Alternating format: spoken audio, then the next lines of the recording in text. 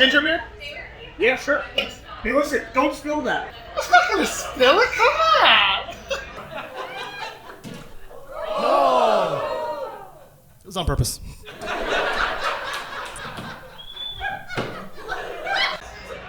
I'm a professional. Please give it up for Hisham Kelati!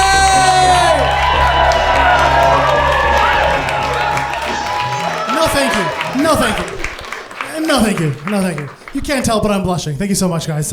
My name is Hisham. This is the nicest group of hostages I've ever met. Hello. Hello.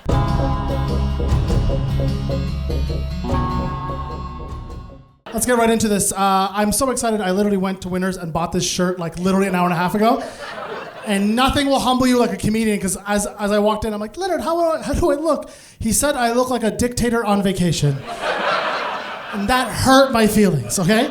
And he told me to do this. Throughout the years as a comedian, every time you smile or have a nice shirt, they will roast the shit out of you. So I literally went through all my old joke books and I found the 10 meanest things comedians have ever said to me. And here they are in no particular order. Number one, someone said I look like the brown guy from Super Troopers. First and only time I've ever had a mustache. Someone said I look like I got drafted last in the NBA. That hurt. This was actually kind of clever. Someone said I look like the smartest guy in an ESL class. That was good. That was good. That was a good one. That was a good one. This one actually also hurt my feelings. Someone said I look like a new immigrant taking improv classes to make friends. I didn't smile for a week, okay? Someone says my wardrobe can best be described as high school football coach. Also, just kind of like unparalleled to that, I did a sex positive comedy show, and the host said I look like I fuck like a kindergarten teacher. I still can't tell if that's good or not. One of the best ones I've ever had, someone said I look like a Muslim Mr. Potato Head. That was really good. And then literally, I did. I think it was the show was like it was 8 o'clock, and I went to a second. Someone just started. Literally, just you guys can hear this. Someone in the front row went, "He does look like a Muslim Mr. Potato Head." That joke hurt twice. I did that at like an 8 o'clock show, and then at a 10 o'clock show, like completely unprompted. Okay, I was still wearing the same T-shirt, I guess, but I went to a different show, and the host said I look like if Steve Harvey joined ISIS. That was a good one. Oh yeah, one was wardrobe related. Ever since I was a kid, I've always wanted like a really nice like black turtleneck, and I got one off of Shine. I even got like a nice chain, and I went to a comedy show, and this one is also Leonard. Leonard said I look like I taught Sharia law at Hogwarts.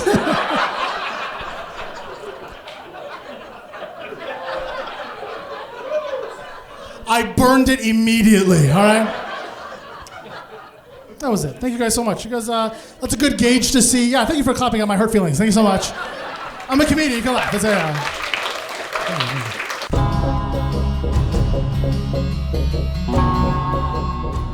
all right, let's just get into this. Joke number one. Again, I was nominated for a Juno. I am a professional. Joke number one. Anyone here work in an office? You have any office people? Any corporate people? Yeah. Couple of claps. This very nicely in the front just politely raised her hand. That is management. It's 100% management. I'm a Canadian comedian, so I make no money, okay? This is legally classified as volunteer work, okay? So I, having come from Ottawa, came to Toronto, bright-eyed to try to pursue my comedy career. I needed a job to help me pay for things like rent and drugs. So I work for a major bank in downtown Toronto that rhymes with CIBC. It's CIBC. I'm not supposed to tell you, it's CIBC. I work as a data analyst. It's just me and 8 dudes in sub-basement 3 doing Microsoft Excel for 7 hours a day. It's my entire job. And this was the best interview I've ever had. It was 30 seconds, okay? I'm having this painful intro with the HR lady. She's 100 years old. She's literally handwriting all my answers in little question in cursive, okay? Everyone who works for her is Gen Z. They're just gonna look at it and be like, did she have a stroke? Like, what's happening? Just hieroglyphics. And like she's still like midway through writing my name in cursive when my future boss literally storms into the room, points at me and goes, "Hey, are you any good at Microsoft Excel?" And I was like, "Am I good? I excel at it." hired immediately, all right? It was the entire day. I went upstairs and just started doing, just literally making formulas and graphs on Microsoft Excel. I absolutely love this job. And it is completely because of my boss. I absolutely love my boss. His name's Cameron Wu. He's a straight up gangster, okay? Imagine Wolf of Wall Street starring Jackie Chan. This guy is the single coolest human being I've ever seen. The entire 6 years I've worked there, he's only ever worn 3-piece Prada suits. On casual Fridays, he wears boat shoes, okay? And yes, he owns an actual boat. If you took a personality quiz, it would just say, this guy fucks, all right? It's the single coolest I've ever met. Everyone's just like, you really like your boss so much? He's really the coolest dude? I'm like, this is why he's my favorite person. A month into the job, I got hired in the fall. Christmas is rolling up, and I didn't know this. The entire team just gets a little Christmas bonus from HR. It's just an extra $200, just a little something to play with, little fun money. And I'm hanging out with my cubicle mate. He's a 68-year-old white land-owning boomer, okay? And I have to stress how white he is. For Secret Santa last year, he got me a 2-year subscription to the Globe and Mail, okay? Very white, very, very white. It's just me and this old boomer sharing a cubicle doing Microsoft Excel, and we're so excited. And he's just like, yeah. I'm like, Mitch, what are you going to spend your HR bonus on? He goes, I'm going to buy my daughter braces. It's like, Hisham, what are you going to spend yours on? I'm like, me? I'm going to spend it on more drugs. Right? It's a vicious circle. We are at different parts in our lives, okay? But literally a week before Christmas, we're waiting for a little email from HR, and we did get it. But it wasn't an e-transfer for $200. It was an excuse. It was 2 sentences. It just said, you will not be getting your Christmas bonuses this year, and I quote, because there isn't enough money in the budget, said the bank, okay? And we're so bummed the next day we went into work. We didn't even turn the lights on. We just did Microsoft Excel in the dark. Just control all of the cells. And we're just super bummed. And our boss, Cameron Wu, he's such a good dude. Apparently he saw all this. And he had a really angry call with HR. And we got a surprise meeting for literally 4:30, the last meeting slot, asking us to meet him on the 20th floor of the CIBC building at Yonge and Bloor.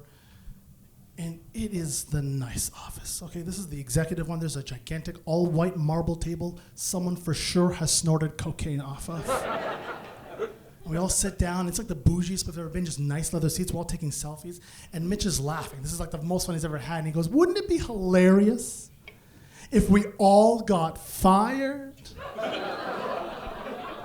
And we burst out laughing so hard, just as walking in, Cameron Wu, followed by the HR manager, and then trailing behind is the VP of sales. This guy's third in charge of all of CIBC. He's the B in CIBC, okay? And Mitch turns to me, his face is all red, he goes, we're getting fired! And the HR lady, she's all embarrassed. She's a little blushing. She walks up to the podium. She goes, gentlemen. We all yeah. She goes, your boss, Cameron Wu, was so disappointed you guys weren't going to get your Christmas bonus. He opted to split his manager's bonus with all of you instead. You guys are walking out here with a check for $950. And we lost our friggin' minds. We just started screaming, Ted! At the top of our lungs. It's the best friggin' Tuesday of our lives. The VP of sales is recording all of this. This is the most morale he's seen his entire life. And the HR manager starts handing out all the checks, and I forgot where I was.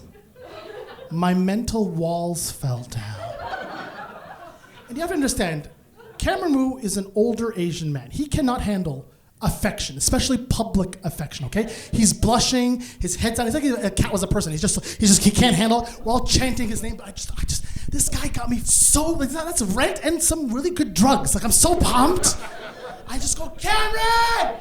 And he turns to look at me and I go, way to go, my nigga!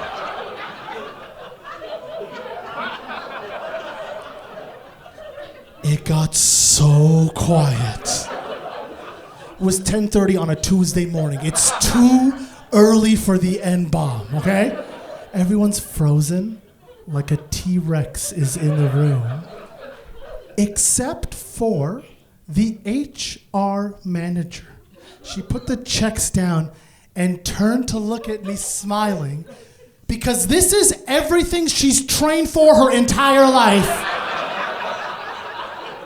Someone just screamed a tier 1 racial slur during an all-staff meeting, and when I tell you, she sprinted around that table, full Usain Bolt, 45-degree, and she gets in my face and she starts screaming at me about like diversity and multiculturalism. And we just did like DEI training the week before. Everyone's like, it's happening in real life! And people are on the verge of tears because this is a Canadian heritage moment in real life. Do you understand how beautiful this moment is? And she ends it with, and most importantly, Hisham, it is absolutely racist for you to say the N-word. I'm like, why is it racist for me to say the N-word? With her whole chest, she goes, because you're Indian! Fun fact about me, guys. I'm not Indian, I'm black. I am born in Africa black, okay? I am free-range, organic, factory-setting, Wakanda forever black, okay? When I tell you, I have never felt so powerful in my life. Because everything started connecting. I'm like, is that why she asked me to bring samosas to the potluck? And I felt like Thanos with the Infinity Gauntlet. I'm like, one snap and your LinkedIn profile is dust. But like most of you guys, I'm an old millennial. I'm 90% anxiety, okay? I don't know if I'm supposed to stand up and like defend myself or just take my $950 and like move on. And I'm like looking around. I'm looking around for some kind of validation. Everyone's giving me dirt. I'm looking around, and then I see my boss, Cameron Wu, freaking hair gleaming in the fluorescent lights, arms crossed, and he looks me dead in the eye, and he just nods and just goes, "Do it."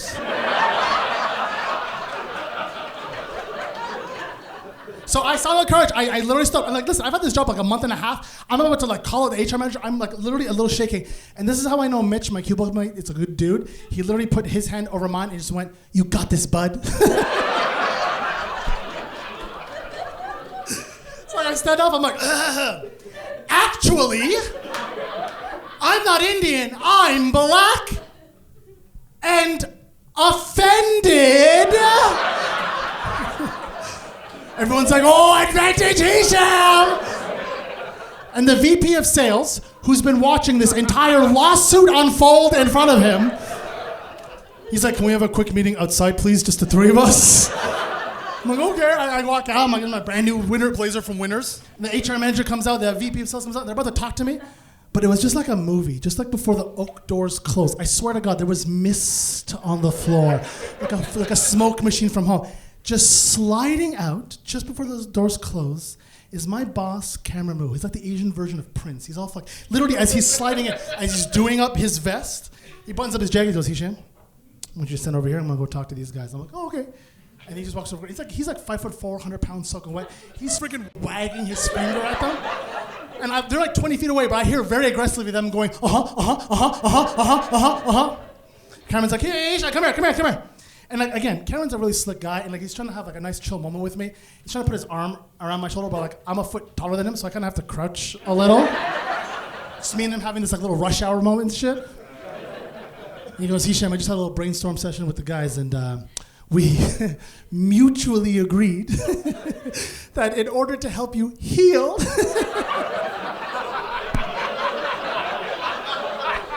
from this racially charged moment, we are going to give you another $5,000.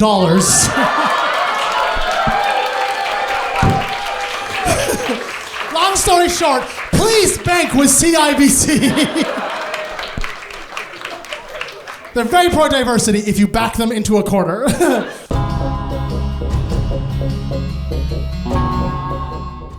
Joke number 2. and listen, I'll be honest, that HR manager, she has hated me ever since, okay? It's been 6 years. She has been straight up trying to destroy me, okay? And listen, I'll be honest. I've worked I'm 36. I've worked in a million office jobs, and consistently, HR is trash everywhere you go, okay? The entire purpose of HR is to classify, control, and crush the spirit of the workers. 100%, I'm saying this right now. If you work in HR, you would 100% been a slave owner. 100%, right now. I'm saying right now. It's Black History Month. I'm calling you out right now. And my HR manager is like cartoonishly evil. Like she's like if Cruella de Vil was from Buffalo. She's just a hateful person. One time she literally canceled Free Pizza Fridays. Yeah, I know. Because she took over the social committee, but because everyone hated her, they all quit. So it was just her.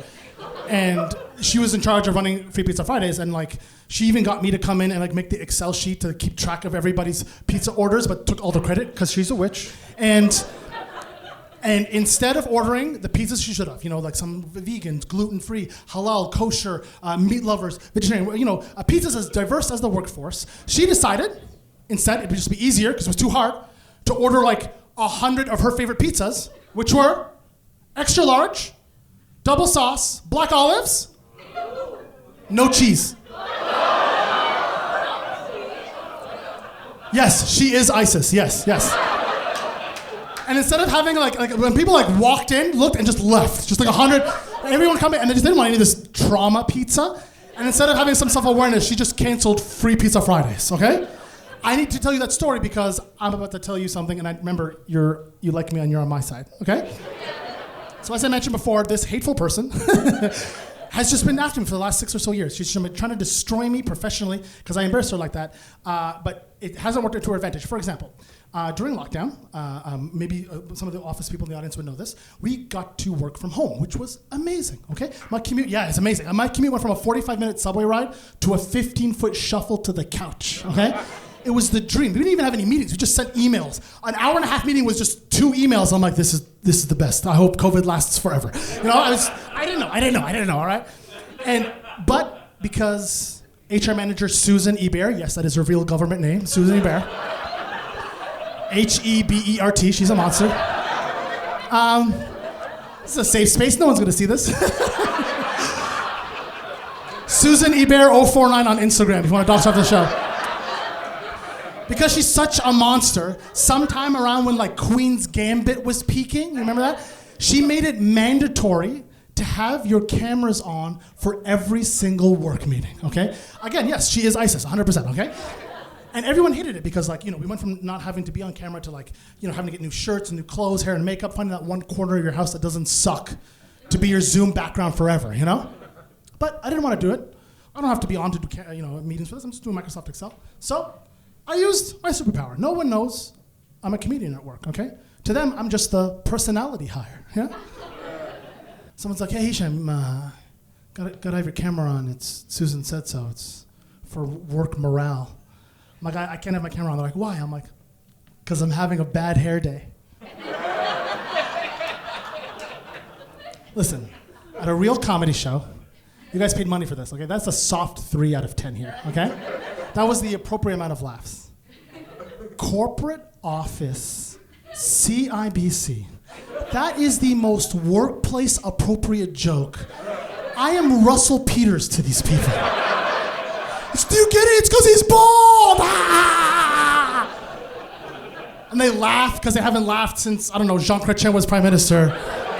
And they just move on with their lives. Like, fuck, you don't have to put a camera on. And I coasted off that joke for like 2 years. And these people are devoid of any humor. I one time went to Cancun for vacation, and when I came back, they're like, did you have a good time? I'm like, yeah, I got a 10, but you can't tell. And like 3 people threw up laughing, okay? I went from Nutella back to caramel. They still made me do that joke at meetings. They just needed it, all right? So I can't, I'm having a bad hair, I'm having a bad hair, Again, I coasted on that joke for almost 2 years, until fall 2022. We were doing an all-staff meeting. HR was talking about the update to our benefits. I don't give a shit. I'm smoking a vape pen watching most of an episode of Star Trek The Next Generation. But I have it playing in the background. About halfway through, just from the darkness, all I hear is, Hisham! Hisham! And I'm so high, I stood up and went, Mama? Like I thought she was a ghost.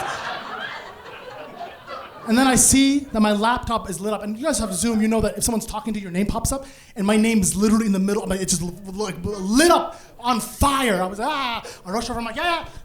Yes, hello? Hello, yes, this is Hisham. Present. Fuck, I don't know. She goes, this is HR manager Susan Hebert. You're the only one without a camera on. Turn it on. I'm like, I can't, Susan. I'm having a bad hair day. I got 0 laughs, okay? This is a very tense, there's like 350 people on this Zoom call. They're like, what's happening right now? She goes, Hisham, I don't think you're funny. I order you to turn your camera on. Here's the thing, guys. I may come off as a good boy, but deep down, I'm a piece of shit. I'm 100% Slytherin to the core. And I was like, okay. And I did as I was ordered, and I turned my camera on, and I heard like 200 people go, because the camera turned on to reveal me completely shirtless. Laughing like a chocolate Buddha, 2 Hershey chocolate chip nips, just burning holes in the screen. Because here's the thing, guys, I never had my camera on. I don't have to be wearing clothes to do Microsoft Excel. It's okay. I give the charity. Go fuck yourselves. I don't know why you guys are on my side. And Susan freaks out.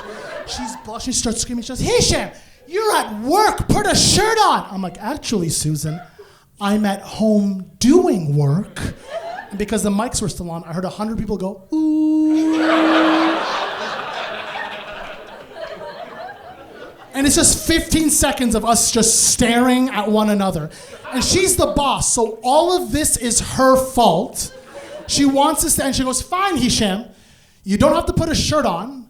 I give you permission to turn your camera off. And I don't know what it is, but the moment she said permission, I just had a flashback to Free Pizza Fridays being canceled. And I got filled with such righteous rage. I'm like, you know what, Susan? I don't think it's fair that only I get to turn my camera off.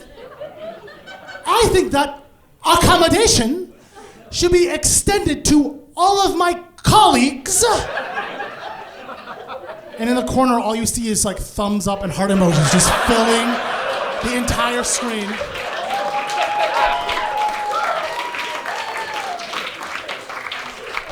Like, she wants all of this to be over, like now.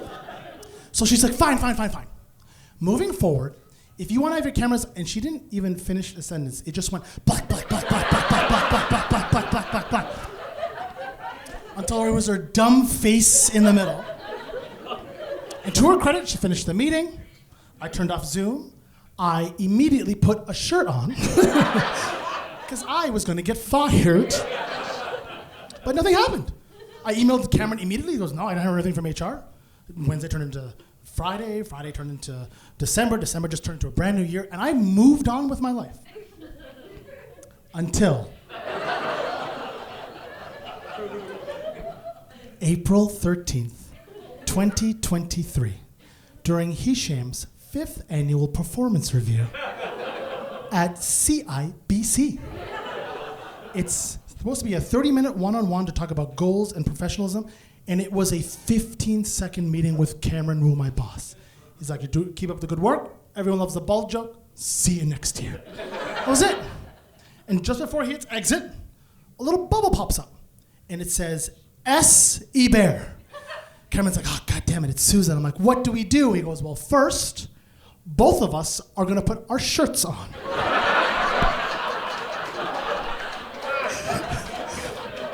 So we did. And he pops up, and I got to be honest, Susan looked super nice. She had a blowout. She's got nice makeup, wearing a really crisp pantsuit. She's sitting in front of this beautiful bookcase filled with leather books she for sure has never read. She's like, Cameron, are we done Hisham's performance review? So no, we got a couple minutes left. She goes, I'd like to say something for the record. He goes, yeah, sure. And she started yelling at me about how I embarrassed her during the November incident. And it had been so long, I literally said, what incident? She did not like that at all. She talked about how I insulted her. All her employees don't like her anymore. She lost credibility with the office. No one liked her anymore. And in my head, I'm like, no one's ever liked you. Like this is coming to the front. Do you not remember canceling free pizza Fridays? And she ends it with, Cameron, I want you to put an official letter of reprimand on Hisham's record for embarrassing me like he did during that meeting. And then Cameron looks at me, and then her, and me, and then back at her. And he goes, are you kidding me? He changed CIBC policy by himself.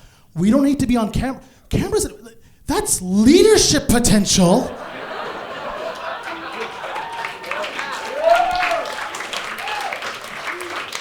Long story short, I'm now taking part in the 2-year CIBC Executive Management Business Training course. Yes, thank you. I'm being fast-tracked to becoming a VP of Sales, and my first official act will be to fire Susan Ebert, HR manager. Not for long.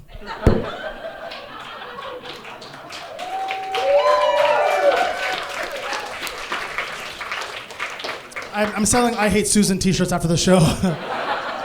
All proceeds go to destroying her. You guys are all right.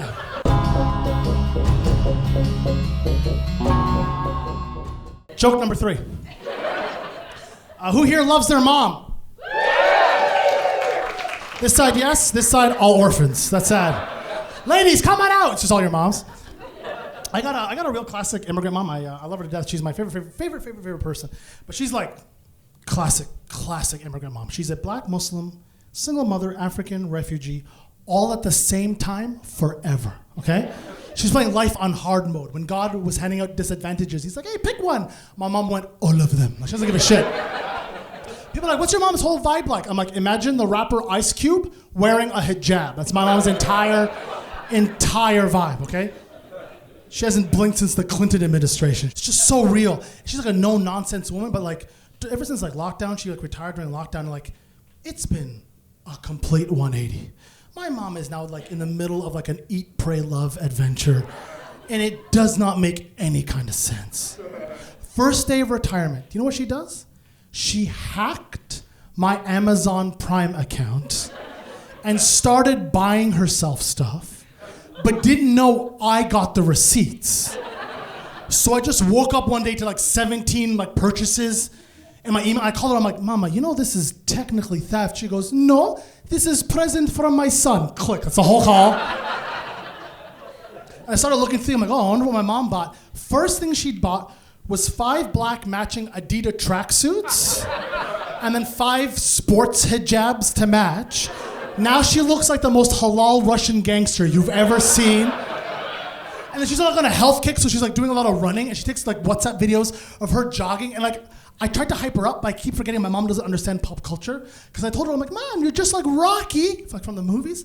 But my mom thought I was insulting her. She just sent me a video back being like, Hisham, I am not rock, I am mountain. And then just her jogging again.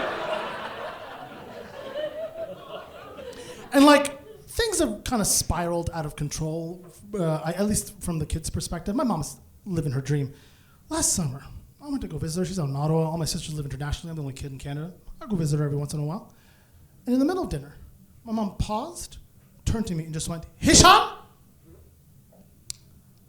I want a companion. And the first thought to go through my head was, is my mom asking for help to hook up? Is this my obligation as the firstborn and only Muslim son to be my mom's wingman? Just hear me out, okay? I wanted to find my mom a good Muslim husband, okay? But there's not like a dating app for it or anything. So this was my big plan. Just hear me out. It's the sun trying, okay? This is my plan to find my mom a Muslim husband. I was just gonna call a couple of Ubers to the house.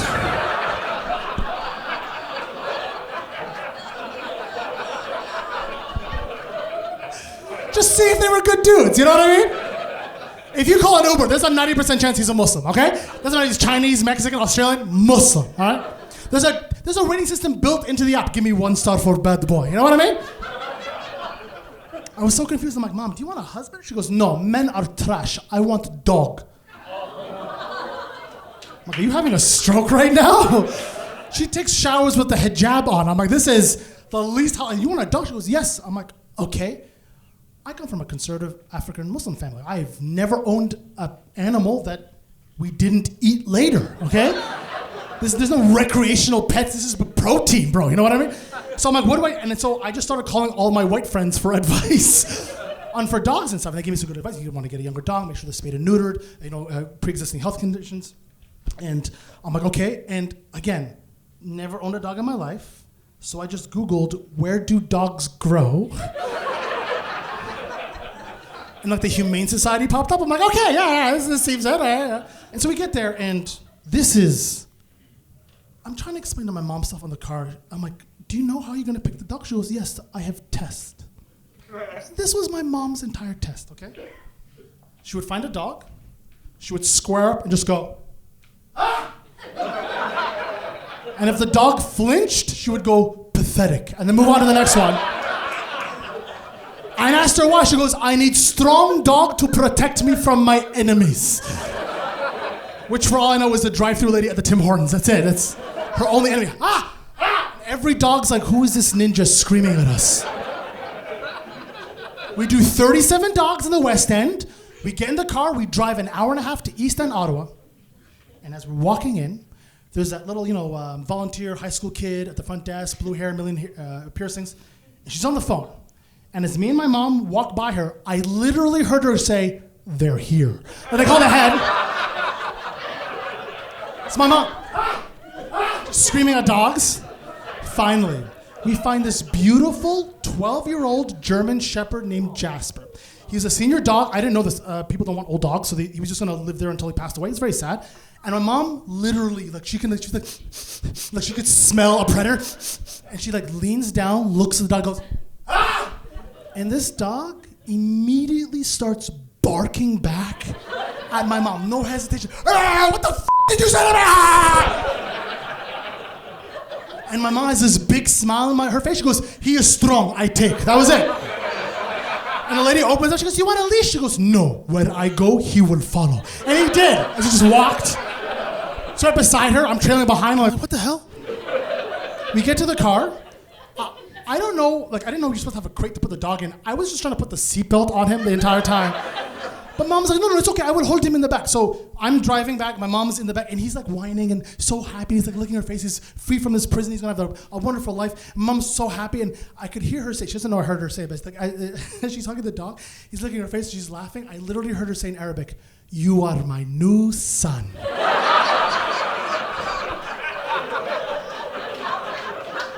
What am I, furniture? Don't clap at that! You monster. And I got dropped in the car, and as I'm walking in, my mom goes, hey, go to Airbnb, go. She's done with me. And I'm like, well, do you want me to buy you anything? We go to PetSmart. She goes, it's okay. I get to the Airbnb, I fall asleep. I wake up 9 o'clock, I take a porter flight back to Toronto, I land, I open my Gmail, blah, blah, blah, blah, blah, blah. My mom has just bought this dog $800 worth of things on my credit card. She got him a crate, she got him a leash, she got him halal dog biscuits, okay? Bacon flavored, but not made of bacon. And I don't see my mom for a whole year. We got the dog last year, 23 in March. I literally saw her again. I did another gig in Ottawa. Went to go visit her. I give her a big hug. She's chilling on the couch. And there's my brother. Just laying on the carpet. He's 20 pounds heavier. My mom's feeding him East African food. He's so healthy. He's literally sleeping in a sunbeam. This guy is living the freaking dream, okay? I'm like, come here, Jasper. Come here. Completely ignoring me. Like the piece of shit brother he is. She goes, it's okay. Kalb. And he looks at her. She goes, Tal. And he walks over. She goes, Ijlis. And he sits down. And I'm like, did you train the dog in Arabic? She goes, yes, of course. I'm like, why? And this is the most gangster thing I've ever heard anyone say. She goes, so no one else can control my dog? And she goes, look. I'm like, what? She goes, assalamu alaikum. And he gives a paw to say hello. Like, this dog's a better Muslim than me. And he's kind of excited to see me because I'm obviously giving him treats. And she goes, take your brother for a walk. I was like, yeah, I'll take my brother for a walk. So I put a leash on him, and I'm trying to take him out. I'm like, come here, Jasper, come here. And he's looking at me super confused. He keeps looking at my mom, and he's looking confused. And she goes, his name is no more Jasper. I'm like, what? She goes, he is Muslim, so I give him new strong Muslim name. I'm like, what's his name now? She goes, Jihad. I'm like, no! Like, complete sense. Imagine my mom at a dog park. Jihad! Just white people diving out of the way. My mom's like, I'm not stupid. Inside Jihad, outside Gigi. No problem.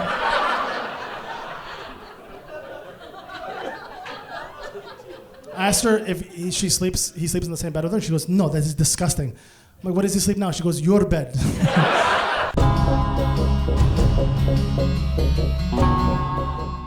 Final joke.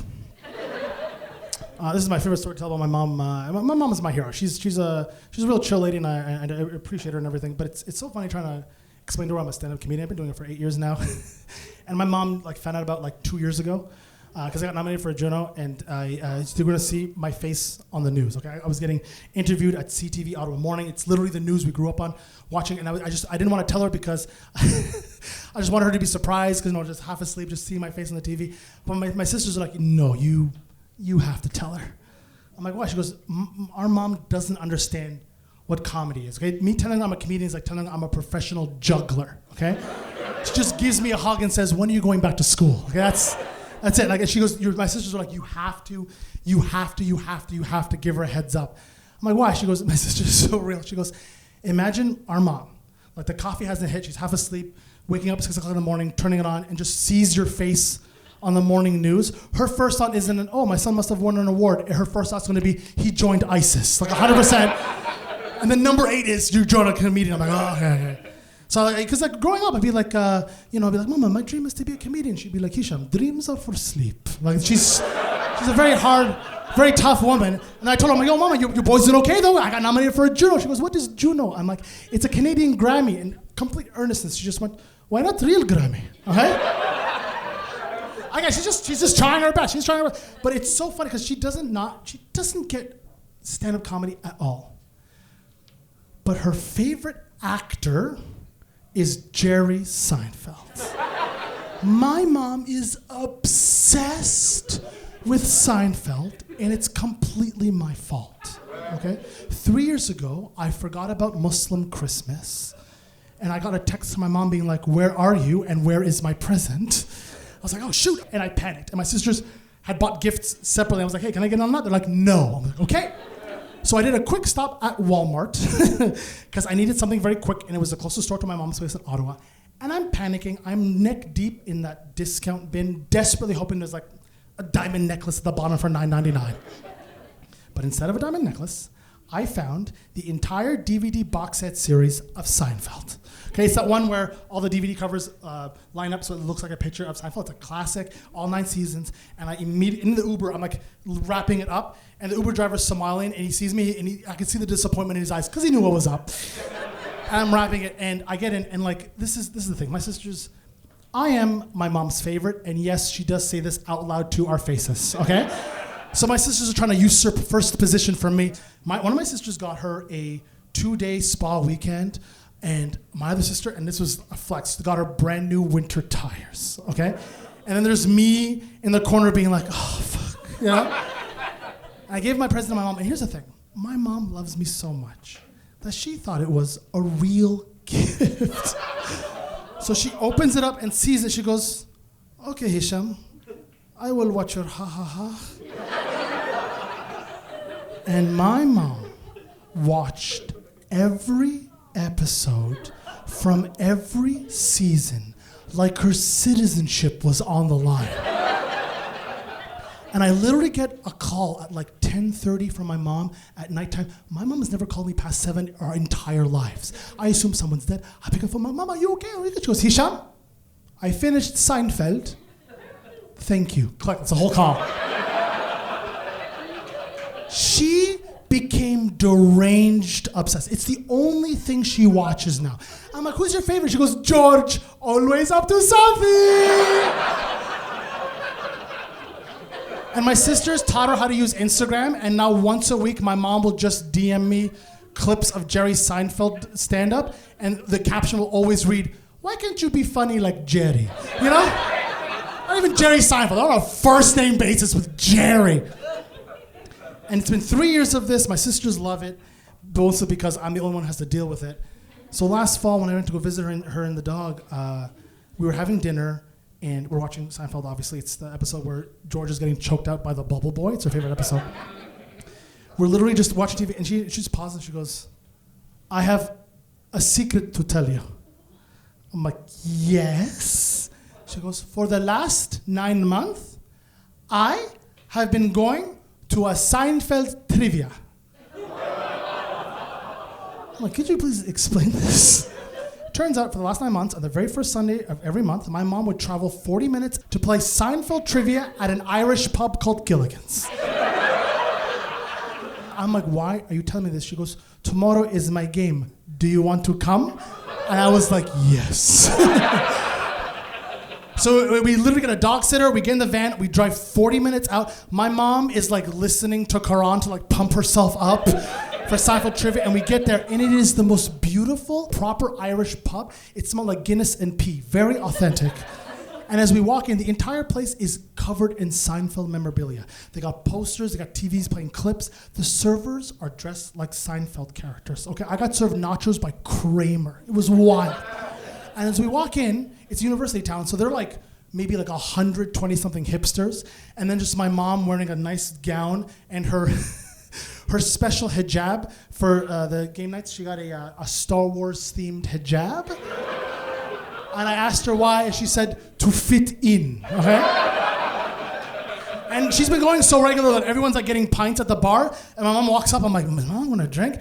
And the lady from behind the bar pulls out like a 6-pack of mango juice cans, just hands it to my mom and goes, "Thanks." And she goes back to her table, and we sit down, and when I tell you, there was like maybe 6 or 7 other beautiful oak tables filled with like 8 or 10 hipsters at each one, and it's just me and my mom at the one in the very, very back.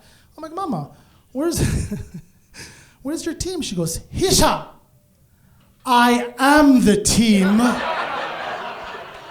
And for 2 hours, I watched my mother brutalize hipsters in Seinfeld trivia. Halfway through, 2 tables quit and joined together in an attempt to defeat my mother. And it did not work. One of them got the snitch. It's like worth 1,000 points. It basically puts you to skyrockets you to first place. My mom's been like, she's like 2,000 points ahead of second place. She's like winning by a landslide. This lady gets it. She pops up. The entire bar loses their mind that someone is finally gonna take my mom down. And my mom is like 3 cans in of mango juice. This is pure sugar. She's vibrating. She goes, "Hisham, look. I'm like, what? She goes, "Excuse me, judge. This is Mamina at table 8. And everyone turns around. No one's blinking. They're just staring at my mom. And my mom goes, "Actually, Kramer covered himself in butter, not margarine. Season 9, episode 1. And then sits down.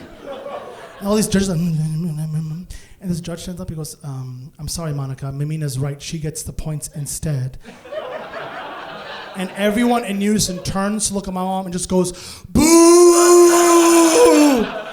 And my mom, who's the most ruthless person ever, as they're booming, she just does the Michael Jordan shrug. She just doesn't give a shit. 45 minutes later, game's over. My mom has won by a 5,000-point landslide. Half the people have left because they've ruined Sunday night for them. The judges all commiserating. This short dude, handlebar mustache, denim vest, he walks up to the podium. He goes, "Ladies and gentlemen, this month's winner of the Seinfeld trivia." I have to! This month's winner, Mamina Kelati. And I'm so excited. I start clapping. I'm the only one. It's dead silence as my mom just stalks through the entire audience, walks up on stage, and is given her award, which is a replica Fusilli Pasta Jerry statue from the TV show that they spray paint gold, and they hand it to my mom, and my mom holds it like a baby, and she goes into the mic and goes, "And now I have 9. And then walked off stage.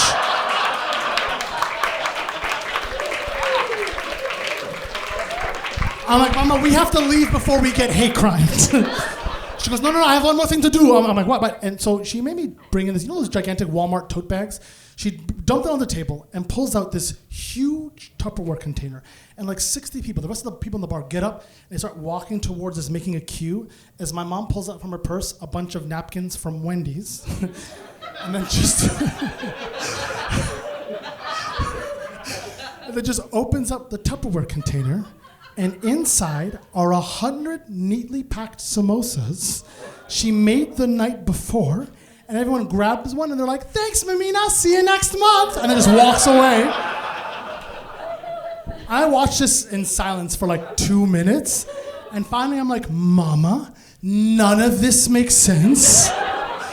Why are you giving these people samosas? And my mom just goes, Hisham, where we are from in Africa, you feed the weak. And they all heard, guys. They all heard. Guys, I'm Hisham. Thank you so much. This is the best ever. I fucking love you guys. Have a good night. Goodbye.